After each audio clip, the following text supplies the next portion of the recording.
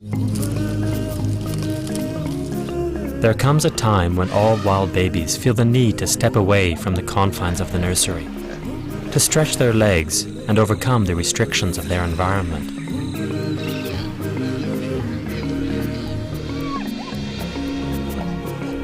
Whether this means simply learning to stand on one's own feet, or coming to grips with new experiences.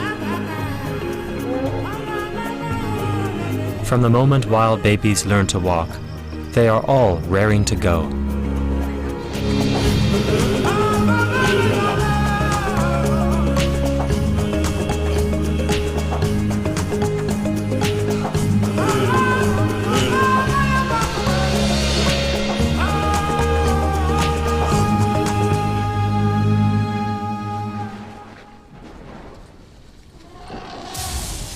The baby elephants in this herd have not yet experienced the ferocity of an African storm.